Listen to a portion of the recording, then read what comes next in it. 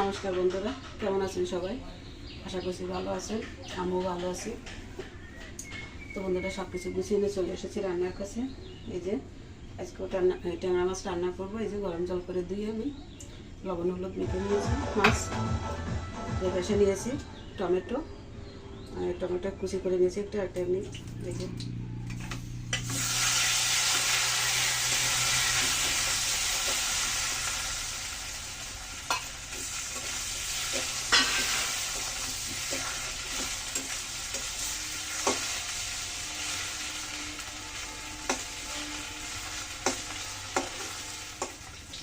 আমার বাচ্চাগুলো কিন্তু প্রচুর পরিমাণে ক্যালসিটি আসে যায়, কিন্তু আজকে কিন্তু আমার গায়ে একটু আসেনি। আমাকে কালকে রান্না করেছিলাম, কালকেও কিন্তু আসেনি।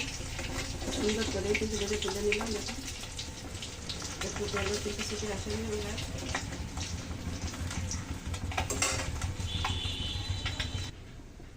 এই যে মাছগুলো কত সুন্দর করে ভেজে তুলে নিয়েছি দেখুন।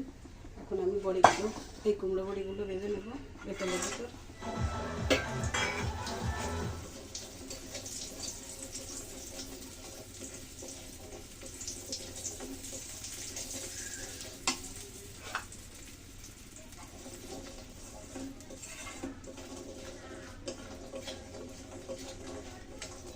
লাল লাল করে ভেজে নিচ্ছি।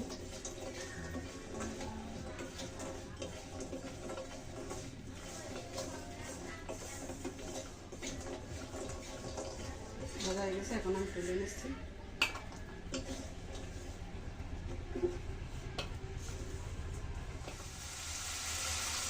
টমেটোগুলো ভালো করে ভেজে নিয়েছি। এখন আমি দিয়ে দিচ্ছি এগুলো রাখা মশলা।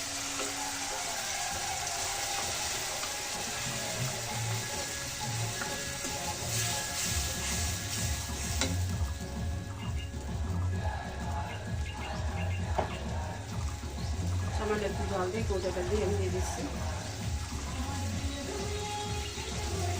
এখন মশলাটা আমি ভালো করে কষিয়ে নেব যতক্ষণ না তেল ছাড়ছে মশলা থেকে। মশলা থেকে যখন তেল ছেড়েছে, মশলা সুন্দর মতো কষা নিয়ে গেছে। এখন আমি বেঁচে রাখা আলুগুলো দিয়ে দিচ্ছি।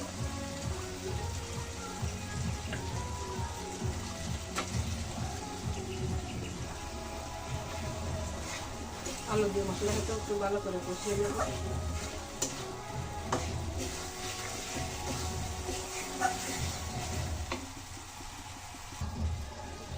আলু দিয়ে মশলাটা ভালো করে কষিয়ে নিয়েছি। এখন মাছগুলো দিয়ে দিচ্ছি।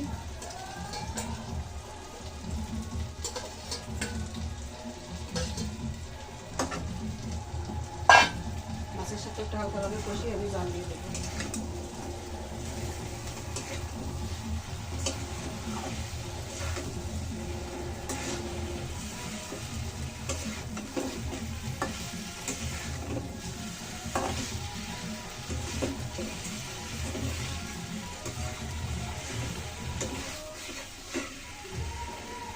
দিয়ে দিচ্ছি।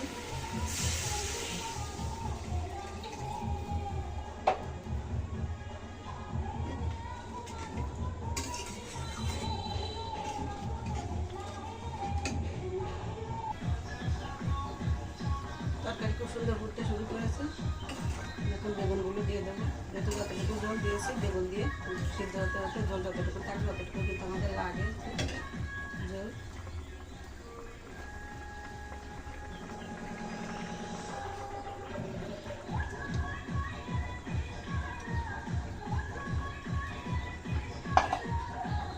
বেগুনগুলো দিয়ে দিলাম, টমেটো পরে দেবো।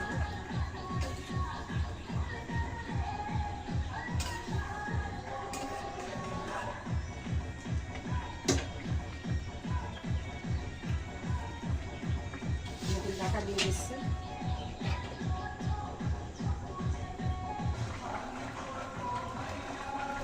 ঢাকনা তুলে নিয়েছি। দিয়ে দিচ্ছি পরিমাণ মতো লবণ।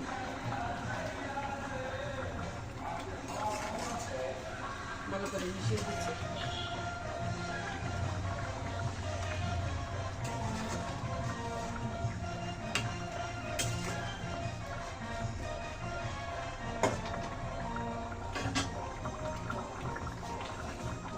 টমেটোগুলো দিয়ে দিলাম।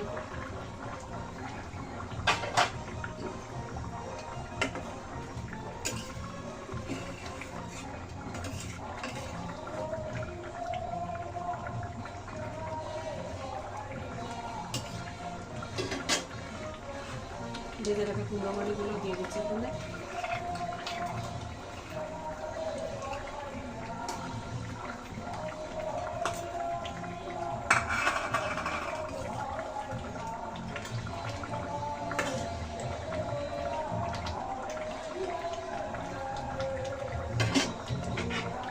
দিচ্ছি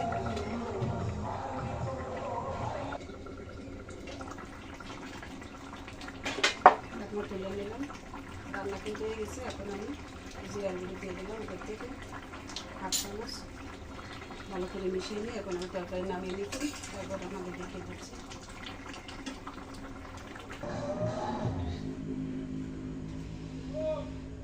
তো বন্ধুরা এই যে নামিয়ে নিয়েছি তরকারি। দেখুন ট্যাংরা মাছ রান্না হয়ে গেল আমার। আলু বেগুন কুমড়ো বড়ি দিয়ে খুব সুন্দর করে দেখুন তরকারির কালারটা কত সুন্দর এসেছে। তো বন্ধুরা রান্নাটা যদি ভালো লাগে অবশ্যই চ্যানেলের সাথে থাকবেন, লাইক কমেন্ট করে আমাকে জানাবেন ভালো মন্দ। তো বন্ধুরা সবাই ভালো থাকুন, সুস্থ থাকুন। আজকের মতো এখানে রাখছি রান্নার পর্বটি।